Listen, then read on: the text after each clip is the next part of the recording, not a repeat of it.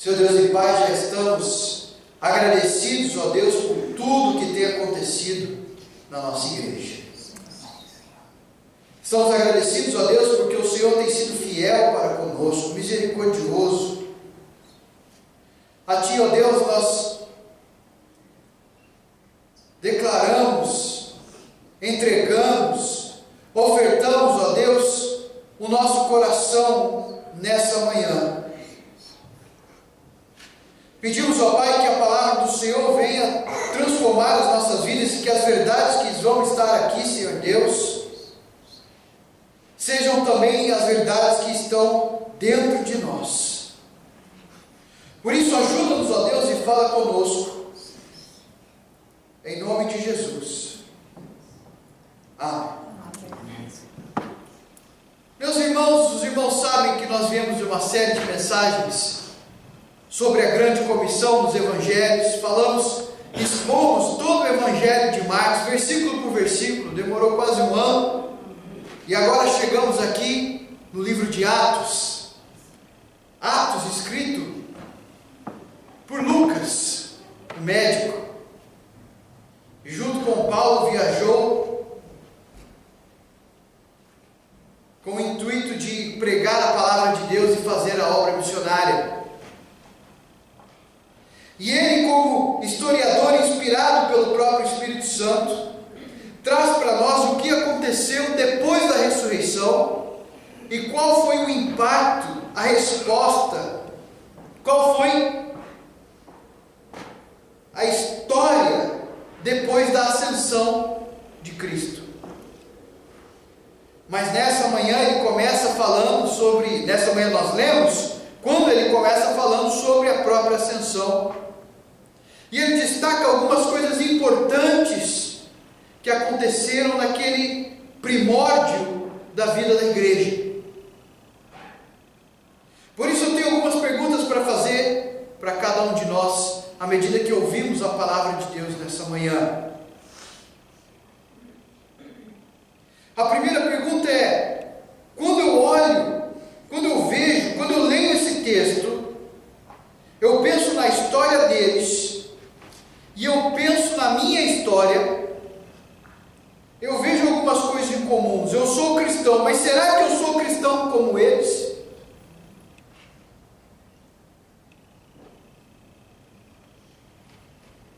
Então essa pergunta é pessoal. Primeiro é: será que eu sou cristão como eles? A segunda pergunta é, no plural: será que nós somos igreja como eles?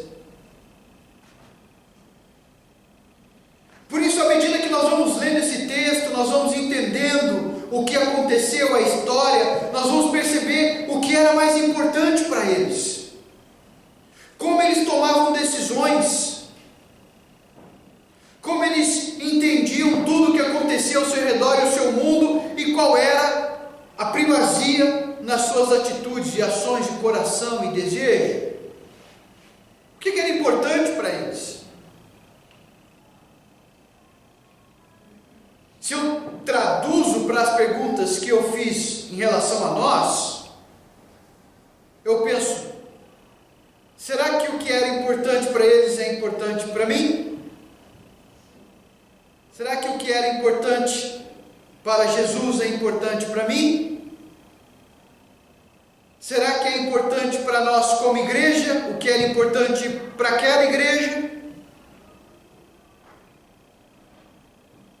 Nós somos partes daquela igreja.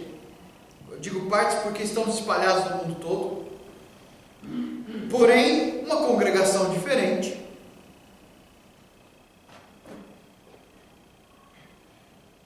Vamos ler o texto da palavra de Deus pensando nisso, e vamos deixar Deus falar aos nossos corações nessa manhã de domingo. Nós já lemos algum texto na leitura, mas eu vou enfatizar versículo por versículo. Fiz o primeiro tratado ao Teófilo acerca de tudo que Jesus começou, não só a fazer, mas a ensinar, até o dia em que foi recebido em cima, depois de ter dado mandamentos pelo Espírito Santo aos apóstolos que escolhera. Ponto e vírgula, né? Aos quais também, depois de ter padecido, se apresentou vivo com muitas e infalíveis provas, sendo visto por eles por espaço de 40 dias e falando do que respeita ao reino de Deus. Primeira coisa e a segunda coisa nesse versículo são duas coisas importantes que Lucas quer ressaltar para nós à medida que ele introduz o que vai acontecer no livro todo. É que a primeira é que os apóstolos não foram escolhidos por homens.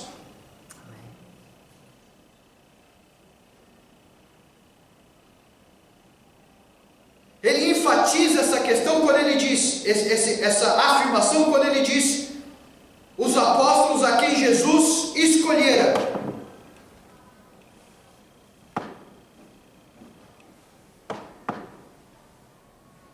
Nesse mundo de hoje há muita gente querendo ter autoridade e liderança na igreja. Tem muita gente se chamando até de apóstolo, nós vamos ver um pouco mais sobre isso.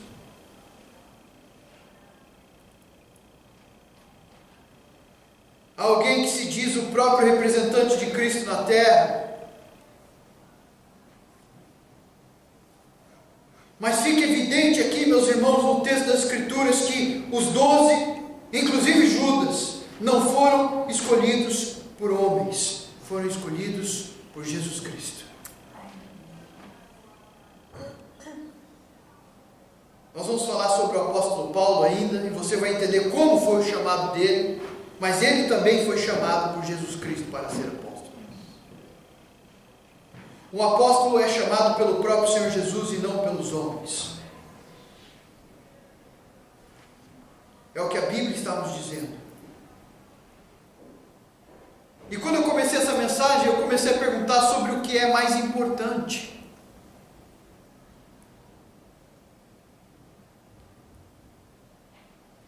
E quando Jesus estava com os seus discípulos, naqueles 40 dias depois da sua ressurreição,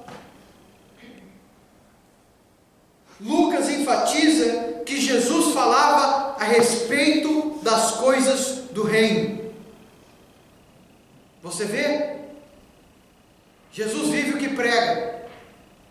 Quando ele diz, buscai primeiro o reino de Deus e todas as outras e a sua justiça e todas as outras coisas lhe serão acrescentadas, é porque ele faz isso. Nesses 40 dias, são dias importantíssimos que vão fundamentar tudo o que vai acontecer até 2015. E 2016, até Jesus voltar, até aquele momento que Jesus voltar. Então ele não fala sobre nenhum outro assunto, porque tudo que ele fala está relacionado ao reino de Deus.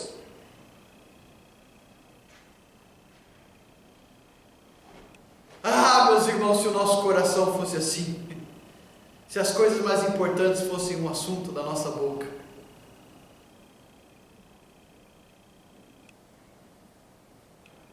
Como é que nós conectamos tudo isso, meus irmãos?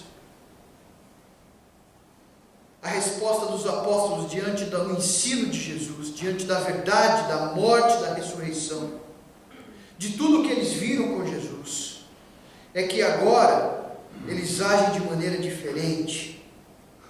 Nós vamos ver que o poder do Espírito Santo vai transformar completamente eles, mas desde Lucas capítulo 24, nós estamos vendo os discípulos já com a impressão, com o poder da ressurreição na vida deles. Por isso que os versículos continuam, e você acompanha na sua Bíblia. E estando com eles, determinou-lhes que não se ausentassem de Jerusalém. Jesus disse isso para eles. Mas que esperassem a promessa do Pai, que disse ele: de mim ouvistes. Porque na verdade João batizou com água, mas vós sereis batizados com o Espírito Santo, não muito depois desses dias. Na verdade, 10 dias depois, o Pentecostes aconteceu. Aqueles, pois, que se haviam reunido, perguntaram, dizendo: Senhor, restaurarás tu, nesse tempo, o reino de Israel? E disse-lhes: Não vos pertence saber os tempos ou estações que o Pai estabeleceu pelo seu próprio poder.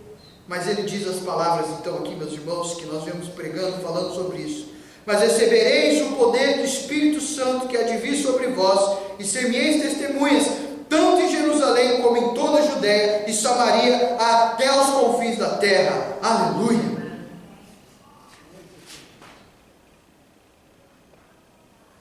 Os discípulos precisavam esperar pela vinda do Espírito Santo. Já era o Espírito Santo que os mantinha com Jesus. Já era o Espírito Santo que os levava em obediência. Mas, meus irmãos, nós vemos aqui uma ação sobrenatural e excepcional que vai acontecer uma vez na história da igreja. Porque a partir daquele momento, todos aqueles que têm Cristo também têm o Espírito Santo.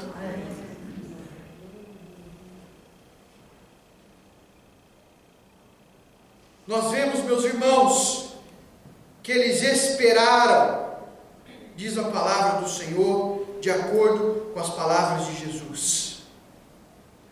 Mas nessa espera, eles queriam saber quando, Senhor? Quando que o Senhor vai restaurar Israel? Eles estavam perguntando quando que o reino de Roma vai ser destruído? Quando que o reino de Deus vai ser estabelecido? Quando tudo isso vai acontecer? E Jesus responde para eles: isso não é importante. É isso que Jesus diz em suas palavras.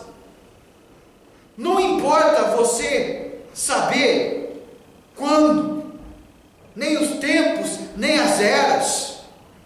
Há algo mais importante para vocês nesse momento. Eu quisera, meus irmãos, que todo mundo entendesse isso, que ao invés de ficar fazendo matemática para ver quando Jesus vem, é se preparar, porque uma hora ele vem. Ao invés de tentar marcar a volta dele como muitos fizeram, até alguns anos atrás, nós tínhamos billboards, como é que fala isso? A gente tinha outdoors, né? Lá no Brasil a gente fala outdoors. Tinha outdoors espalhados na África do Sul, no Brasil, não sei se aqui no Canadá apareceu também. Um camarada marcando a volta de Jesus nos Estados Unidos. Camarada não, marcou a volta de Jesus, nem irmão é. Mas nós vemos toda essa parafernália teológica tentando estabelecer as coisas, as eras, quando Jesus diz: isso não é importante, isso é assunto do Pai. O que é importante para nós agora é o que eu vou lhes dizer: mas vocês receberão o poder do Espírito Santo. Essa era a tônica e a importância de Jesus, para serem testemunhas. Nós temos falado tanto sobre isso. Nós explicamos na mensagem passada o que é uma testemunha. Mas essa testemunha, ela vai ser uma testemunha pelo poder do Espírito Santo, que agora está presente na igreja.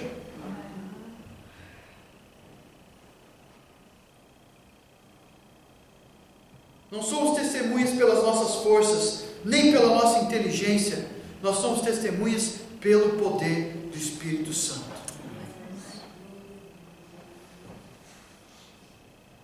Mas vejam bem, meus irmãos, que Jesus diz testemunhas.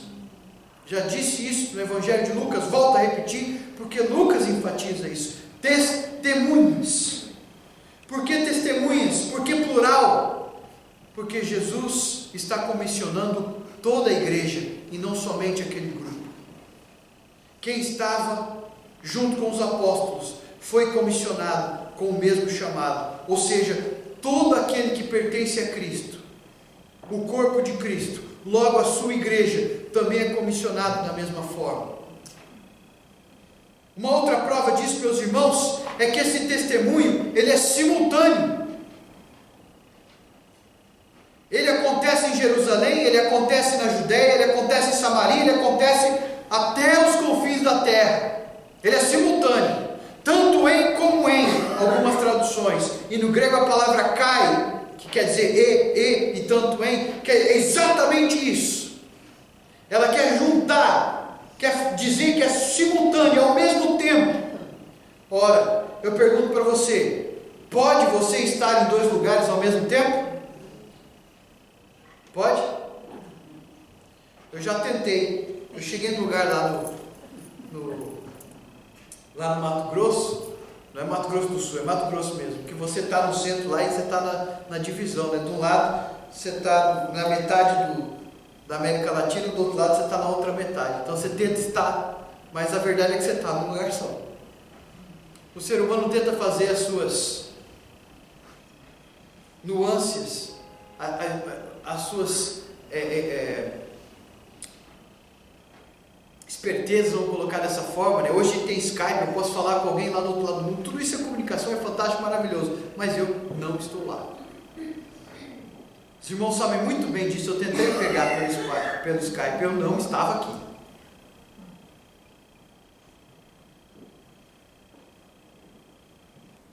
O fato é, meus irmãos, que como é que nós vamos ser testemunhas tanto em Jerusalém como em Judéia e Samaria ao mesmo tempo, se nós não podemos estar em dois lugares ao mesmo tempo?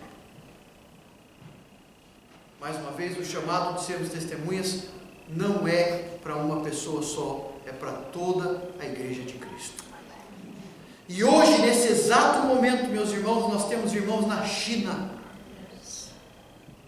nós temos irmãos no Brasil, nós temos irmãos no Alasca, nós temos irmãos na América, nós temos irmãos no sul da África, nós temos irmãos em todos os lugares que você possa imaginar. Hoje tem gente se reunindo em nome de Jesus para serem testemunhas com uma comunidade de que Ele está vivo.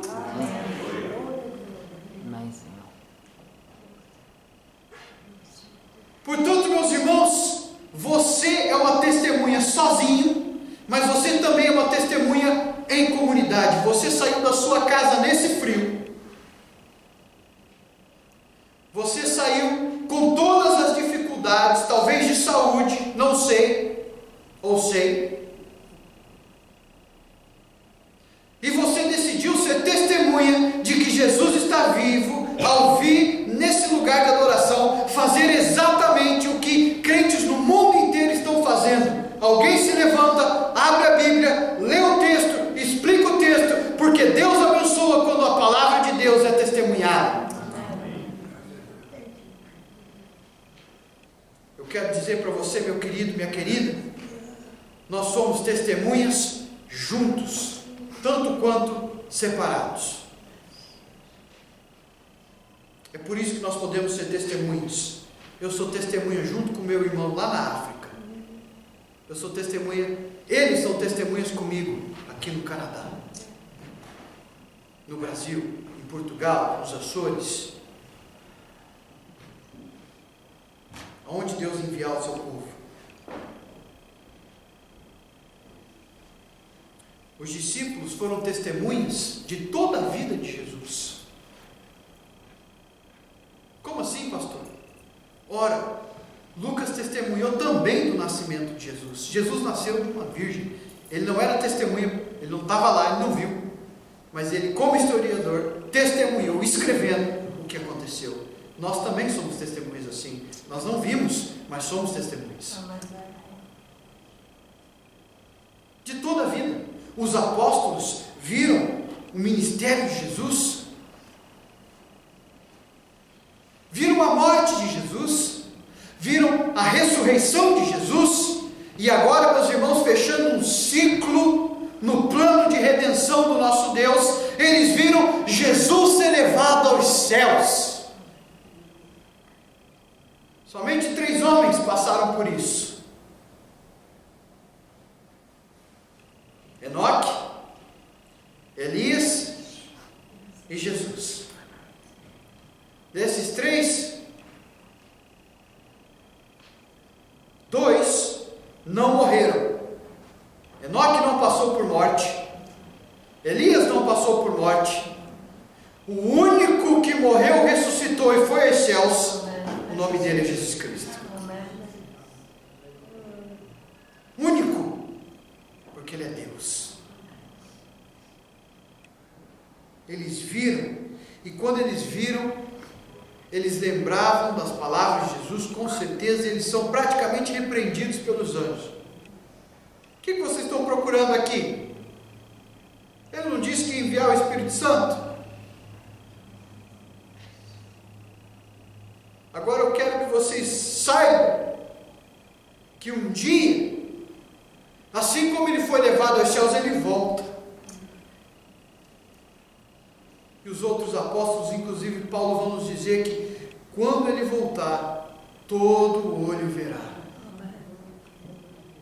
toda a língua confessará, todo joelho se dobrará, alguns para a glória. E eu fico imaginando, talvez seja num domingo como esse, talvez a igreja orando junto, talvez a igreja cantando, eu não sei, talvez a igreja pregando, talvez a gente no dia a dia, trabalhando, de repente, a gente olha, os tetos se abrem, e nós vemos o nosso Senhor vindo das nuvens dos céus, buscar a sua igreja.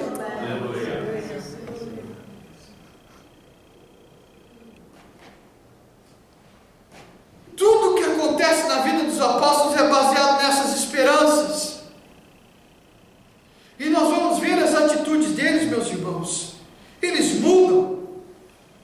Pedro muda, lembra? Que quando Jesus disse para ele, está escrito, vocês vão me abandonar, Pedro disse, não, eu não.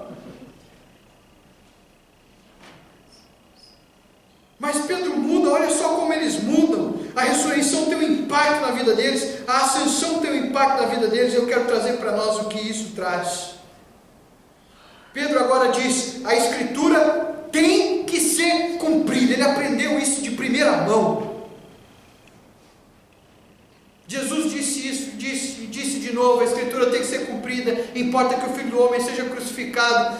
Jesus disse isso, e parece que eles não aceitavam, mas agora que eles viram toda a história, eles entendem, é assim, a Escritura tem que ser cumprida, é assim que a gente vive. É isso que é importante para os apóstolos também. Naqueles dias, Pedro levantou-se entre os irmãos, um grupo de cerca de 120 pessoas estavam orando, né? A gente vai saber disso depois, e disse, irmãos,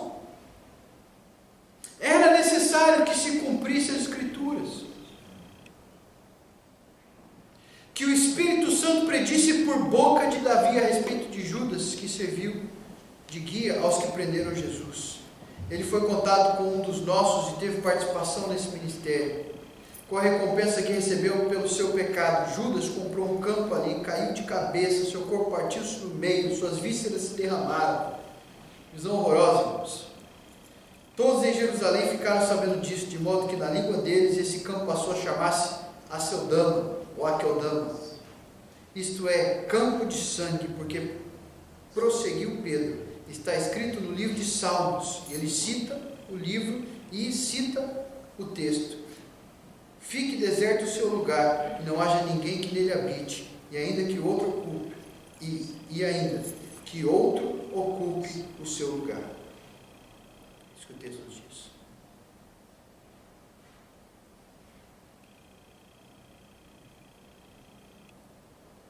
Juntando esses dois textos, meus irmãos, nós vamos aprender uma coisa importante. Eu voltei no slide para mostrar isso para vocês, nesse ponto. Duas coisas se tornam essenciais para os apóstolos. Nós vemos os apóstolos que não conseguiram orar com Jesus. Nós vemos Pedro impulsivamente tentando fazer as coisas, cortando a orelha de um soldado. Nós vemos um Pedro que duvida da palavra de Deus, quando Jesus diz algo e ele ainda diz, está escrito, ele não entende, ele não aceita, porque deveria ser muito difícil. Nós todos agiríamos da mesma forma. Mas nós vemos agora, meus irmãos, essa mudança. Olha o que se torna importante para eles, olha o que se torna o passo da vida deles. Vejam que eles estavam no cenáculo, meus irmãos, e eles estavam fazendo o que, irmãos? Orando. Estava junto com eles os apóstolos, Maria, mãe de Jesus, quem mais, irmãos? Judas e Tiago, entre aspas, né? O texto deixa claro que Maria teve outros filhos além de Jesus. ela concebeu virgem Jesus, depois disso ela viveu uma vida normal com seu marido, tendo filhos, e eles se tornaram pastores do rebanho de Deus. Tiago escreveu uma carta, Judas escreveu outra, uma carta boa para a gente ler hoje no domingo, para a gente edificar o nosso domingo. A carta de Judas é um capítulo só, leia hoje quando chegar em casa, antes do Apocalipse, está lá, carta de Judas. E eles estavam juntos, e eles fizeram algumas coisas importantíssimas. Eles esperaram e oraram.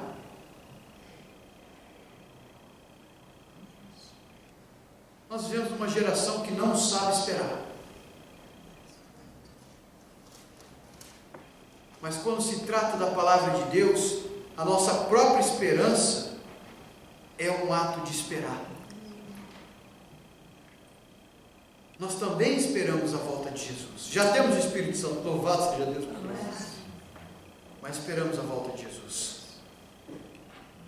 Essa geração quer tudo agora. Nós precisamos aprender a esperar. Como, pastor? Ora, a oração leva à espera, a espera leva à oração. Eles de comum acordo decidiram orar. Veja bem, meus irmãos, não foi cada um no seu canto orar. A Bíblia é clara aqui, eles decidiram orar juntos. Orar junto é tão importante quanto orar sozinho. Amém. E eles decidiram, meus irmãos, orar, e eles assim o fizeram, cumprindo a palavra de Jesus, que disse para eles ficarem em Jerusalém. Quando Jesus foi aos céus, ele foi num monte chamado Olivete. Os irmãos sabiam disso? O discurso de Olivete. Quantas vezes Olivete aparece no livro de Marcos e agora aparece aqui também? Dali eles andaram o caminho de um sábado, que é mais ou menos 1.120 metros, exatamente, na verdade. Chegaram no cenáculo. Alguns dizem que até o mesmo lugar onde a ceia foi celebrada, alguns dias antes, mais de um mês. E eles começam a orar. Oração é importante para os apóstolos. Nas suas tomadas de decisões, Pedro diz: a palavra tem que ser cumprida. A palavra é importante para os apóstolos. Ponto final. Nós vamos ver, meus irmãos, aqui, pela boca de Pedro, uma das mais claras expressões sobre a doutrina da inspiração das Escrituras. Olha o que Pedro diz, olha que marcante isso. Pela boca, o Espírito Santo falou pela boca de Davi. Isso nos mostra que a nossa doutrina sobre a Bíblia está correta. Isso faz cada palavra das Escrituras sagrada.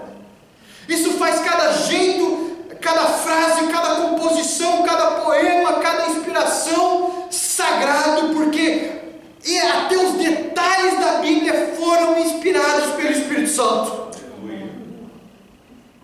Porque do jeito que saiu da boca do profeta foi inspirado pelo Espírito Santo. Deus usou a boca dos profetas. Deus usou a boca dos apóstolos. E quando chegamos no livro de Apocalipse, lá no final o apóstolo João fala: e se alguém acrescentar alguma coisa a esse livro, que seja amaldiçoado, porque acabou. Não tem mais Bíblia depois de Apocalipse. Tem? Na minha não. Mas isso nos mostra, meus irmãos, que como todos nós somos testemunhas no mundo todo, de que Deus responde orações, de que Ele fala conosco no seu livro, e de que acima de tudo nós temos um Senhor que não nos abandonou, mas que nos deu o seu próprio Espírito, para que por esse Espírito sejamos poderosos nele, até o dia que Ele volte. Amém.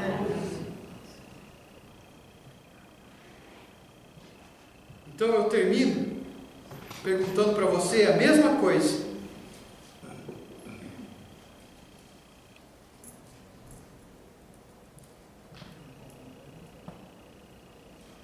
Como testemunhas, são essas coisas importantes para nós, como eram para eles? detalhe na história é que Pedro fala sobre a destruição do ímpio, dando o exemplo de Judas. Não é à toa que ele chama Judas de ímpio, ou amaldiçoado. Em inglês a palavra wicked aparece, ela descreve isso muito bem, amaldiçoado, ímpio. Seja qual for a tradução que você vê, fica claro que era o filho da perdição.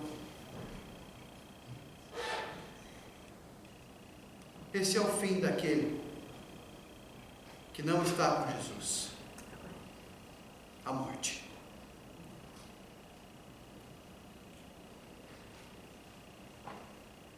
A pintura, o quadro é grotesco. Ele se enforca numa árvore por causa da gravidade, provavelmente uma árvore perto de um abismo. A gravidade faz a podridão do corpo dele, né? Ser rasgada de maneira que as suas vísceras vão ao chão. Tamanha violência da força da gravidade.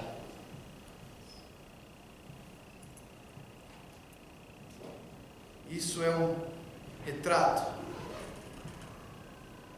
que, apesar dos ímpios ganharem moedas de ouro ou de prata nesse mundo, vendendo e falando contra e agindo contra o próprio Senhor, ainda que eles comprem propriedades, o fim deles é o mesmo, porque o salário do pecado é a morte. Pastor, mas crente também morre. Jesus disse: aquele que crê em mim, ainda que morra, viverá. Amém.